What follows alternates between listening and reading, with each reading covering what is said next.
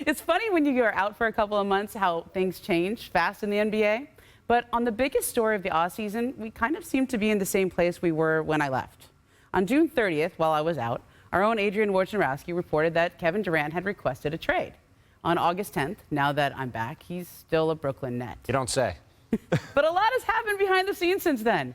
I just spoke with someone close to the situation who said in the latest meeting between Durant and Nets owner Joe Tsai in London last week, a lot more than Durant's feelings about Coach Steve Nash and GM Sean Marks was discussed, and that the Nets viewed the meeting as, quote, part of the process. It was important, the source said, for Tsai to hear Durant out and try to understand where he's coming from. Yes, Durant reiterated his request to be traded, but this meeting was far more specific than the first meeting at the end of June and the subsequent conversations Durant and his camp have had with Tsai. Bobby, as a former front office executive, what does all this mean to you? What, did the Nets have to trade KD, or are they trying to maybe mend some fences? Well, I think when you have a top 5 player in the NBA, you're trying to mend fences, especially for a player that's got 4 years left on his contract. If he was on an expiring deal or maybe even 2 years left, then yes, you're maybe looking to try to move him. But when you look at, and we've talked about this on paper a lot, this roster, right? This roster is probably the best that Kevin Durant has had since his stay in Brooklyn. When you look at Kyrie Irving, a healthy Ben Simmons, and then some of the moves they were able to do as far as T.J. Warren and bring back Patty Mills and Nick Claxton. Their bench has certainly got a lot better here. Joe Harris is back. We could talk about this team as a top 4 team. So I think you do everything in your power to try to fix what the problem is and get Kevin Durant back on board. Look, if the Nets could trade Kevin Durant for what they thought he was worth, they would trade him, and they would have traded him, right? But they can't. So they have 2 choices. One is to cut bait and trade him for much less than they think he's worth. And the other is, as Bobby said, to try to mend fences with one of the best 5 players on the planet, have him on the team, and have a team that might be good enough to win a championship this year. So to me, it's really not much of a debate. It's like Bobby said. You try to get Kevin Durant back on board. You try to go into this season with Kyrie Irving, who should be motivated to get paid next summer when he's an unrestricted free agent. We'll see if they can get Ben Simmons on the court. They have Joe Harris. They have Seth Curry. They have Nick Claxton. They have all these guys around these guys. They could be a 55-win team or more. Got to give it a shot. Well, I mean, I think this brings us back to why these stories have come out in the first place, okay? When a story leaks out, and the story recently of Joe Tsai meeting with Kevin Durant in London leaks out, and Kevin Durant communicating that he has to make a choice between the coach, Steve Nash, and the general manager, Sean Marks, or him. When that leaks out, that's an explosive story. At what point, though, do you say, why does that story leak out? Because it takes a lot of very talented reporters digging to try to get information.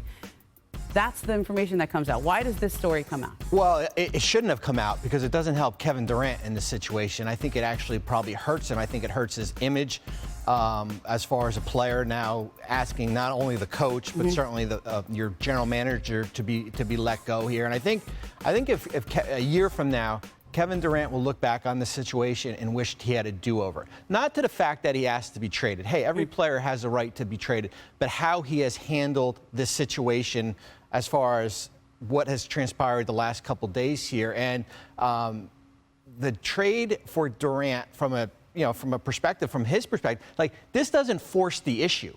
Like, for Sean Marks or Steve Nash or Joe Tsai to say, you know what? Now we've got to trade him. Now we basically have to set an artificial timeline. The offers are the offers, right? We know what the offers are going to be and what they potentially could be, and this is why this is going to linger into the regular season. And to your point, Bobby, it just makes next month, when these guys get back together for training camp, all the more awkward, right? That's really all it does, is it makes the situation more awkward for Kevin and for the Nets, because obviously it's already going to be an awkward situation if he's still on the team and he has to be traded. Now he's asked to be traded, and he's asked for the coach at GM to be let go.